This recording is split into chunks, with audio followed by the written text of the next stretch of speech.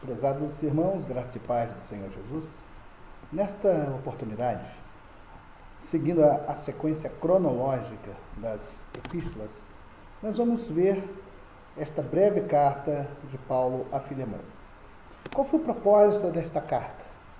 Ela foi escrita por Paulo para incentivar a Filemão a perdoar e restaurar seu escravo Onésimo, como ilustração dos novos relacionamentos criados pelos evangelhos. É muito interessante a história de Filemão. Ele era um amigo, um provável amigo de Paulo, ou alguém que Paulo conheceu em uma dessas igrejas por onde ele andou, e nós vemos agora que Paulo conhece Onésimo. Onésimo era um escravo que tinha fugido e vai ser companheiro de cela do apóstolo Paulo. Então vem aí uma coisa muito interessante. Então aqui no nosso comentário nós vamos ver que Filemão era um cristão que provavelmente fizesse parte da igreja de Colossos. E Onésimo era o escravo que havia fugido. Não se sabe como ele chegou a conhecer o apóstolo Paulo, mas é certo que se converteu ouvindo a mensagem do evangelho.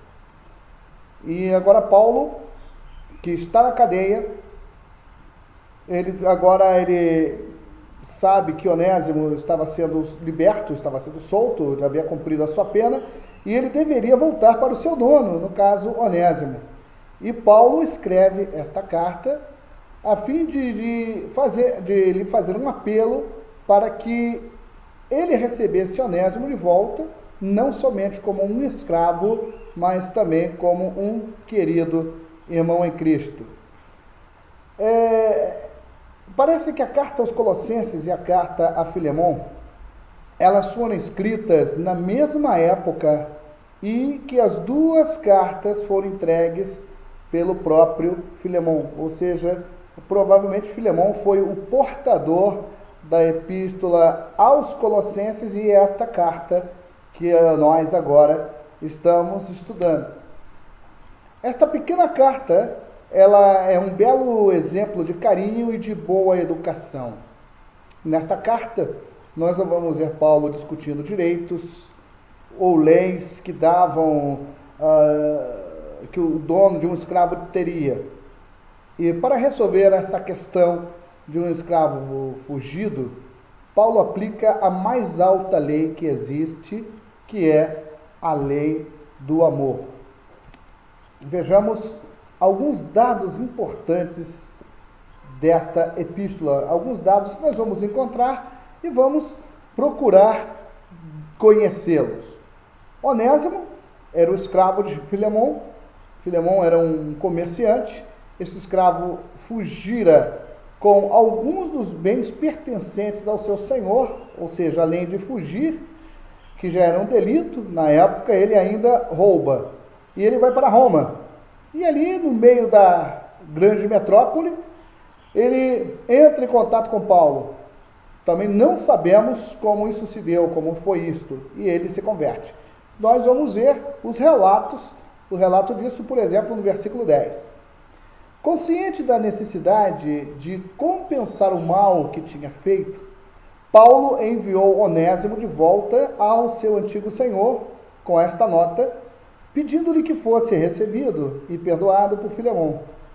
Paulo concordou em compensar a perda financeira causada por Onésimo. Observe que Paulo tinha tanto cuidado, estava tendo tanto cuidado, que estava disposto a onerar, a ressarcir Filemão. Isto você vai encontrar nos versículos 18 e 19.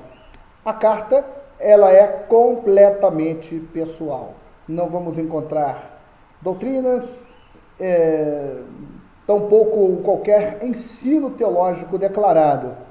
É um livro mais prático do que doutrinário. E nós precisamos entender isto, que muitas vezes a fé cristã, ela sai da teoria e ela vai logicamente, praticamente cair na prática. Nós não podemos pensar que a vida cristã é uma vida de teoria. E nesta epístola nós estamos encontrando este exemplo. Provavelmente a igreja de Colossos, ela se reunia, olha só que responsabilidade, ela se reunia na casa de Filemon. Você vai encontrar isto no versículo 2. E o esquema do conteúdo desta epístola é uma epístola bem pequena. Do versículo 1 ao versículo 3, as saudações, a fé e o amor de Filemon, de 4 a 7, um apelo em favor de Onésimo, que vai dos versículos 8 a 22, saudações finais, 23 e 24, e, finalmente, a bênção. Este é o esquema do conteúdo de Filemon. Nós, então, ficamos por aqui e desejo de coração que vocês possam também, aproveitando que esta epístola é tão pequena, que vocês possam já dar uma lida, uma analisada e aproveitando já para responder esse nosso questionário.